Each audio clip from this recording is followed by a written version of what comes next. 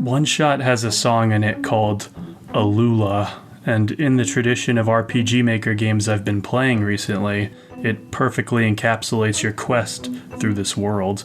It has a faint warmth to it like a light bulb, but you can tell it's entirely mechanical.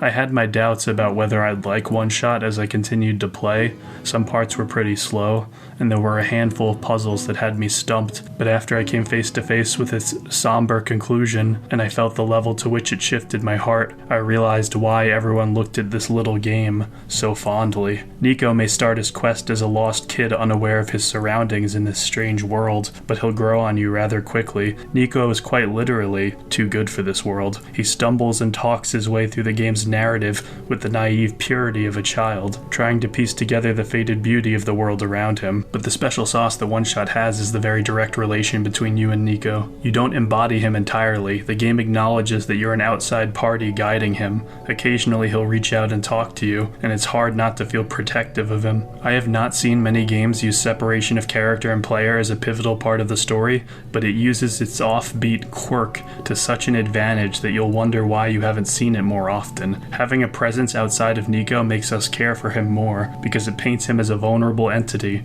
in the screen that we have to protect. Throughout the game, you'll be reminded of the fragility of your quest. A single light bulb in your hand is a key to saving the world. It's your job to place it atop a giant tower and restore light to the people. Yet even then, various NPCs assure you that nothing is concrete. Placing the light bulb is not a guarantee that everything will go back to being okay, but at the very least, it's a start. The meta nature of the game goes beyond just Niko addressing you correctly and you being a different entity. Multiple puzzles break the fourth wall in ways that could put even Undertale to shame. Error messages warn you to turn back, PNGs help guide you through mazes, and multiple story moments require you to close the game to progress. Fourth wall breaks may be more common nowadays, but I still think the level to which OneShot commits to this makes it special, and that's not even accounting for the fact that this is an older game at this point. If it has this much impact now, I imagine it was even more so when it released more than a handful of years ago. The world is peppered with lush environments and characters that almost seem like they don't belong in a dim, dark place like the one you're seeing, but that's by design. The game wants to communicate to you how unnatural the lack of light is in this place. This is also reflected in the very animalistic natures of some of the NPCs. I have to confess, I didn't even know the length to which OneShot had made me care about it until later on, when I was unable to communicate with Niko, and seeing him alone in the confines of this world, having this computer try to falsely convince him that I had abandoned him, stirred something in me. I felt genuinely bad. I wanted to reach through the screen and reassure Niko that everything was going to be okay, that I was still within arm's reach, helping guide his every move, and it was in this moment that I realized that I had a deeper connection to Niko than I'd had with most video game characters that exist.